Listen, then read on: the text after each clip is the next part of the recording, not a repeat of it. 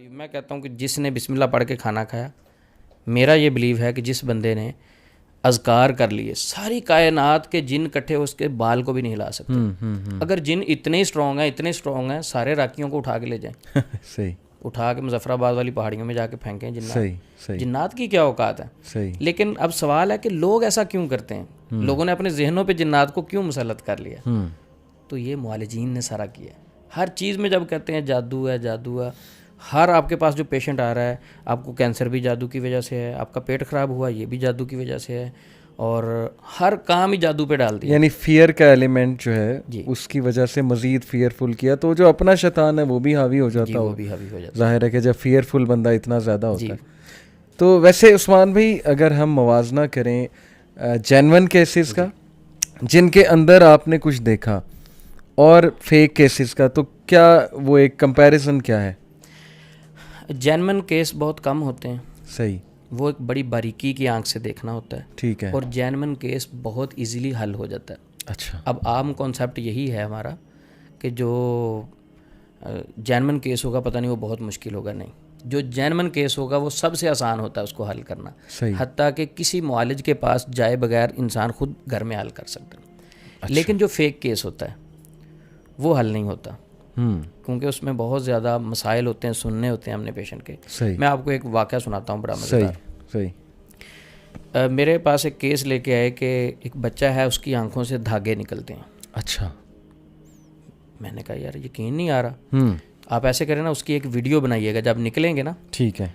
क्योंकि सुनी सुनाई बात नबी पाक सल्लल्लाहु अलैहि वसल्लम ने फरमाया कि सुनी सुनाई बात आगे कर देना इंसान के लिए झूठा होने के लिए काफ़ी। कफ़ा बिलमरइ काज़िबन अन युहद्दिस बिकुल्ली मा समिअ। ठीक। इंसान जो बात सुने तस्दीक के बगैर आगे बयान कर दे। मैंने कहा आप ऐसे करें, आपने तो सुना होगा ना, जब उसकी आंख से धागे निकले ना तो आपने वीडियो बनानी। ठीक है। उसने कहा ओके। हैरानगी की बात अली भाई ये थी कि वो उन्होंने वीडियो भेजी, उसमें बच्चा अपनी आंख से धागा खींच रहा है, मैंने खुद देखा। अच्छा। अब तो यकीन आ गया कि नहीं, धागे तो निकलते हैं। सही। अब नेक्स्ट स्टेप था कि हम जाके पेशेंट से मिलें, इसको बारीकी से देखें। जो एक मुआलिज का काम है वो डराना नहीं है, मुआलिज का काम है कि उस चीज़ को हल करना है, ज़बरदस्त, और गिरे हुए बंदे को हाथ पकड़ के उठाना है। ठीक। और अल्लाह के करीब करना, अपने नहीं। ज़बरदस्त, ज़बरदस्त। क्योंकि अल्लाह के बंदे वो होते हैं जो अल्लाह के बंदों को वो अल्लाह के साथ जोड़ते हैं। बेशक, बेशक। वो मुआलिज कभी नहीं हो सकता कि जिसके जहन में हो कि इसको मैं डराऊंगा ये मेरे साथ और अटैच होगा, नहीं। सही, सही। अब मैंने वीडियो देखी, उनके घर पे चला गया और बारीकी से देखा। अब होता क्या था, मुकम्मल केस जो मैंने स्टडी किया, उन्होंने बताया कि जब इस बच्चे पे जिन्नात का अटैक होता है तो ये उठ के खड़ा नहीं हो सकता, यानी इसकी हाफ टांगें फोल्ड होती हैं, यानी खड़ा होता है तो हाफ उठ सकता है, इससे ऊपर नहीं जाता, टांगें इसकी जो है ना फोल्ड हो जाती हैं।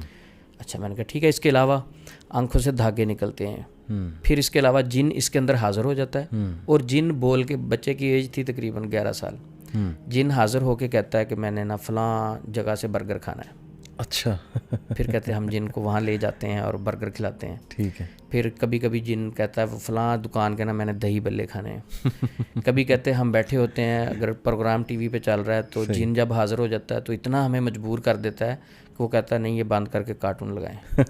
अच्छा, अब ये कॉमन चीज़ें हैं, ठीक। लोग खौफजदा हो जाते हैं। लेकिन वो कहते हैं कि हम जिन इसलिए मानते थे कि सारे मुआलिजीन ने कहा कि ज़बरदस्त किस्म का ब्लैक मैजिक का अटैक है। बहरहाल कहते ठीक है आप आएँ। जब मैंने स्टडी किया ये सारी चीज़ें, एक दोस्त था मेरे साथ, मैंने कहा हम एक अलग रूम में बैठेंगे, बच्चे को हमारे पास बिठा दें, ज़रा हमारा एक प्रोसेस है उससे गुजारेंगे हम। ठीक है। तो अभी जो जिन होगा बाहर आ जाएगा। सही। हमने एक रूम में बिठाया तो पढ़ाई की, रुकिया किया, तो उसमें जिन हाज़िर होकर बोलने लगा। आपको किसने भेजा? आवाज़ कैसी थी? आवाज़ थोड़ी सी उसने भारी कर, भारी थी आवाज़। सही। जिन हाज़िर होकर बोलने लगा, किसने भेजा भाई आपको? अब वो जिस सिस्टर से वो ट्यूशन पढ़ता था उस सिस्टर का नाम लिया, क्योंकि उसने जब नाम बताया हमने उसके फादर को बुलाया कि ये खातून कौन है। उसने कहा ये तो ट्यूशन पढ़ता है इससे। अच्छा, हमने कहा ठीक है। अब जिनसे हमने कहा कि क्यों तंग करते हो, कहता बस इसको मैंने स्कूल से पकड़ा, जिस स्कूल में पढ़ता है। ठीक है।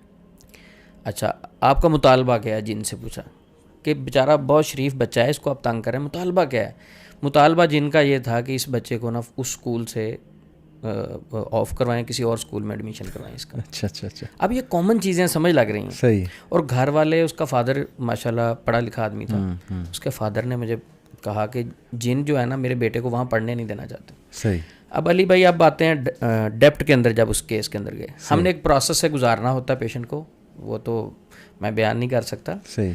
तो उस प्रोसेस से जब हमने गुजारा तो हम इस बात तक पहुँचे कि ये सारी चीज़ें बच्चा क्रिएट कर रहा है। ठीक है। लेकिन हैरानगी की बात ये थी अली भाई, वो आंखों से धागे कैसे निकाल सकता है? हाँ, यही मैं पूछने लगा। सारी बातें तो ठीक है, हैरानगी की बात इसमें ये है कि वो धागे कैसे निकाल सकता है। बाकी सारे काम तो हो सकते हैं। सही। वो वीडियो मेरे पास मौजूद थी, धागे भी निकलते हैं, बिल्कुल ठीक। बाकी सारी चीज़ें। अच्छा, सिंपल ये हुआ कि उस प्रोसेस से गुजारा हमने, जब उसको हमने मना लिया, बच्चा मान गया कि मैं उस स्कूल में नहीं पढ़ना चाहता अंकल, उस स्कूल से वाली साहब को कह दें कि वो वहाँ भेजना छोड़ दें। वो हमने कहा यार आपको स्कूल से जान छुड़वा के और स्कूल में एडमिशन करवा देंगे, लेकिन एक बात बताओ, धागे कैसे निकालते? ठीक, सही। ये बड़ी हैरानकुन बात थी। तो उसने कहा कि अंकल मैं ऐसे करता हूँ। वो दोस्त मेरा साथ बैठा था, उसने कहा कि मैं बेड शीट से एक धागा खींचता हूँ, उसको मुंह में रखता हूँ, जब गीला हो जाता है आहिस्ता आहिस्ता बैठ के मैं आँख में डाल लेता हूँ। ठीक है। और दूसरा धागा मुंह में रख के मैं गीला करता हूँ, और उसको मैं अपने हाथ पे रख के भागा हुआ मामा के पास जाता हूँ। मामा को कहता हूँ देखो मामा ये धागा आँख से निकला है, ये दूसरा अभी निकल रहा है। सही। वो मैं आहिस्ता आहिस्ता खींचता हूँ तो मामा देख के रोना शुरू कर देती हैं। हाँ। जब मामा रोती हैं तो फिर मामा उससे रब्ता करती हैं जिससे मेरा ट्रीटमेंट चल रहा था। सही। तो वो फिर अंकल उधर से अपने मोकल भेजते हैं, वो फिर चेक करके बताते हैं कि नहीं ये जिन्नात ने एक और अटैक किया। सही। सही। अब हैरानगी की बात, उस बच्चे में तो कोई जिन्नी नहीं है। हाँ। वो तो बच्चा खुद कर रहा है। तो मुख्तसर हमने कहा कि बेटा आपके घर में किसी एक फ़र्द को तो हमने बताना, ये हमारी मजबूरी है। ठीक है। तो बहरहाल हमने उसको कायल किया कि आपके फादर को बता देते हैं, लेकिन उनको सख्ती से मना करेंगे कि मामा से डिस्कस नहीं करना। सही। तो ठीक है, उनके फादर को बुलाया।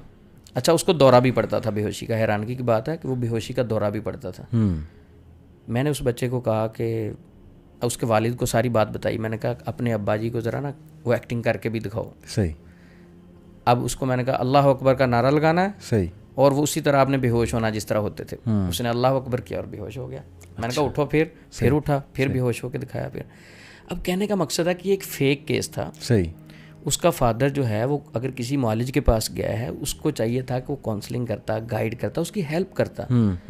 तो 5 साल तक, 4-4 साल तक लोग इस तरह बेवकूफ़ बनाए रखते हैं। बिल्कुल ठीक, बिल्कुल ठीक। और 11-11 साल भी कुछ लोगों को गुजर जाते हैं। कोई इस फील्ड में चल रहे हैं, जिन तो होता ही नहीं। सही।